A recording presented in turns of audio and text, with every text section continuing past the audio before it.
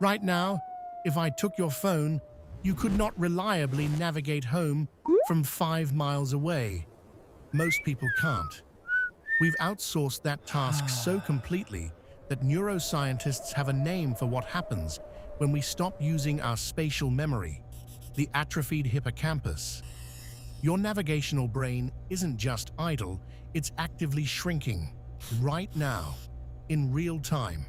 Meanwhile, your ancestor navigated 2,000 miles of open Pacific Ocean, no land in sight for weeks, and found a specific island, roughly the size of Manhattan, using no map, no compass, no instrument of any kind. And they did it reliably, repeatedly, generation after generation. Here's what we assume about ancient navigation: that it was rough, local, and mostly involved following rivers until something looked familiar. That's about 20% right. What it's missing is one of the most sophisticated cognitive technologies ever developed, a navigational system that wasn't built on paper or carved into stone. It was built into the body, into memory, into song. By the end of this video, you're going to understand why your brain still carries all the hardware for this, and why the moment we stopped using it was one of the quietest, least discussed catastrophes in human history. There's a concept in Micronesian navigation called ETAC. It describes something so counterintuitive about the nature of motion that when Western researchers first encountered it, they assumed it was metaphor. It wasn't. I'll explain it in about 6 minutes. And when I do, something in your model of movement and space is going to shift permanently. Your hippocampus is a navigation computer. Not metaphorically, literally. It's the structure in your brain that builds spatial maps, that converts raw sensory experience into a navigable model of the world. When you learn a new city, hippocampus. When you remember where you left your keys, hippocampus. When a migrating bird tracks 6,000 miles of route from memory, the equivalent structure. In 2000, a neuroscientist named Eleanor Maguire at University College London scanned the brains of London taxi drivers, people who had memorized the complete street layout of London, a test called the knowledge that takes 2 to 4 years to master and has a 50% dropout rate. The taxi drivers' posterior hippocampi were measurably larger than those of controls. The more years of experience, the larger the growth.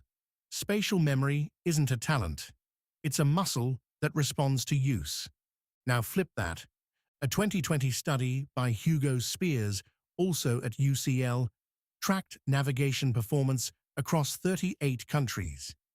His finding: people in grid-based, GPS-friendly cities that do the navigation for you, scored significantly worse on spatial navigation tasks than people in irregular, organically grown cities where you actually have to figure out where you are. The grid atrophied the muscle, the labyrinth kept it sharp. Your ancestors grew up in the labyrinth, not a city labyrinth, the entire known world.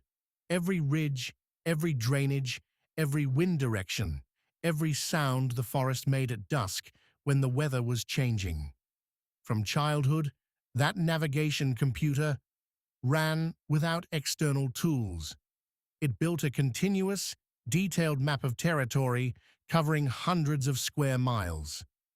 We didn't used to need GPS because we didn't have it. We needed it because we stopped using what we had.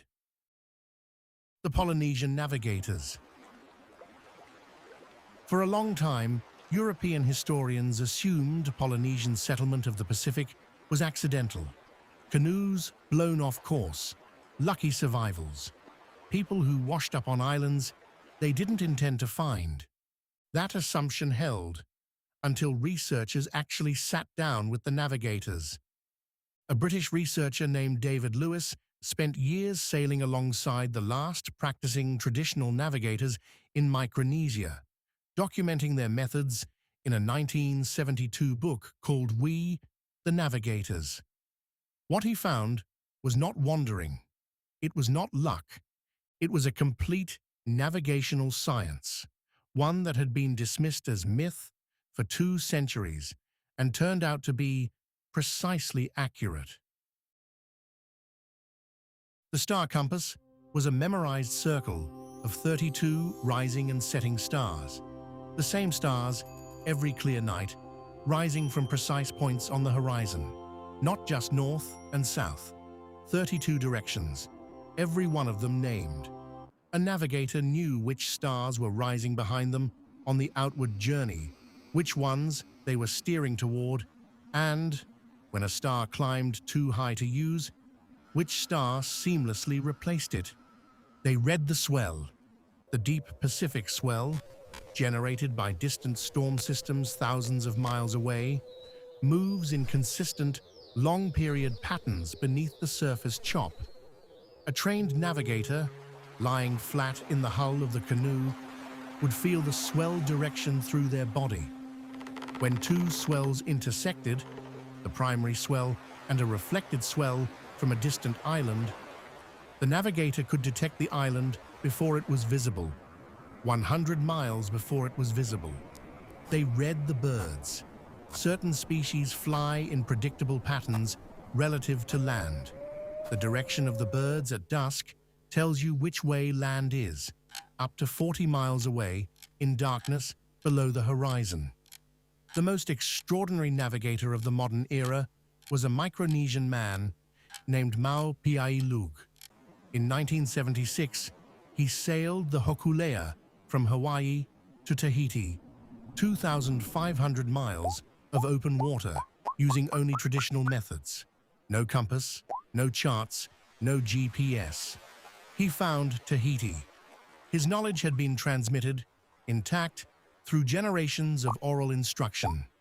Not written, not mapped, memorized, lived. Now, the ETAC.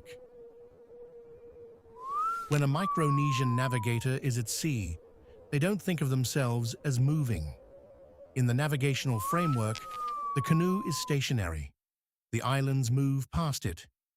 The navigator sits at the center of the star compass and watches the reference island slowly travel backward through the stars as the journey unfolds. This isn't poetic language. It's a more computationally effective way to perform dead reckoning in open water, one that keeps the navigator's mental models stable and accurate over days of travel. When Western researchers first encountered it, they called it naive, backwards, confused. Then they tried to replicate the navigation accuracy using conventional Western methods on the same routes. They couldn't. Ancient humans weren't wandering the open ocean and hoping. They were navigating with a precision that modern sailors, using modern instruments, still struggle to match. What we've dismantled. In 2017, a team of researchers published a study in Nature Communications tracking spatial navigation performance across 4 million people worldwide. Their finding: navigational ability peaks at age 19. After that, it declines. Every country, every demographic, consistently. And the gap between generations who grew up with GPS and those who didn't is measurable within a single decade. The researchers called it a widespread cognitive skill that we are systematically eroding. Now here's what that actually means. The hippocampus isn't just a map draw, it's deeply integrated with episodic memory, your ability to place events in time and context, with emotional regulation, with the capacity to imagine future scenarios and plan across time. When it isn't navigating, it isn't simply idle. The research suggests it's doing less of everything. An organ that evolved over 3 million years of constant use constantly updating a model of the world, constantly integrating sensory data into spatial structure, does not quietly retire when you stop asking it to work. For 300,000 years, every human who survived to adulthood had used that organ continuously. Every hunt was dead reckoning. Every migration was a feat of memory. Every child who learned to find water and find home was exercising a system that grew stronger with use and became the map their children would inherit. Then we drew the map on paper. Then we made the paper digital. Then we made the digital map talk, so we don't even have to read it. The Polynesian navigators had a word for a navigator who could no longer feel the swell beneath the hull. They called him blind. They weren't talking about his eyes. Think about that. Then think about what we've handed our children instead. The song lines. 50,000 years ago, possibly longer, Indigenous Australians began encoding a navigational system unlike anything else we have documented in human history. They called them song lines. The premise is this: the entire continent, every water source, every landmark, every pathway between places is encoded in song. The songs describe the journeys of creator ancestors across the landscape at the beginning of time. To sing the song is to follow the path. The landscape and the story are the same thing. A traveler who knew the song could walk across country they had never visited, hundreds of miles of desert, by following the narrative. A verse described a rock formation. The next verse, the dry creek to the east. The verse after that, the acacia grove where water could be found 3 feet below the surface. In 2015, researchers at the University of Queensland began GPS mapping, documented songlines against satellite terrain data. The correspondence was precise. Songs that had been transmitted orally, uninterrupted, for tens of thousands of years, songs that described specific landscape features in specific sequences, matched the actual geography with an accuracy the researchers called astonishing. The map was never separate from the culture. The map was the culture. Every song was navigation. Every story was geography. Every elder who died carrying those songs took a piece of the continent with them. And for 50,000 years, they didn't let that happen. Here's what we believe about ancient navigation: that it was approximate, local, intuitive at best, that without maps, ancient humans were fundamentally limited, confined to familiar territory, lost beyond it. Here's what the evidence says. Ancient humans built navigational systems that covered entire continents and entire oceans. They encoded them in memory, in story, in song, in the physical sensation of a swell felt through the hull of a canoe. They transmitted those systems intact for 50,000 years. And when researchers finally tested them against modern instruments, they worked. We didn't improve on ancient navigation. We replaced it with something more convenient and less capable. Somewhere in your hippocampus is a navigation system that has never been fully used in your lifetime. It was built before roads, before addresses, before the concept of a drawn map. It's the system that carried your ancestors across mountain ranges they'd never seen, holding a mental model of wind direction and game trails and the exact way the light falls on a ridgeline at dawn when you're 2 days' walk to the west. The system that placed the entire Australian continent inside a song. That felt an island beneath the ocean swell 100 miles before it appeared. That information was real. It was precise. It was transmissible. And it lived not in any object anyone carried, not on any surface anyone drew on, but in the brain and the body and the voice. The Polynesian navigator didn't stand at the edge of the water and say, "I don't know what's out there." They said, "I know where the stars rise. I know what the swell says. I know the name of the island I'm going to find." And then they went and found it.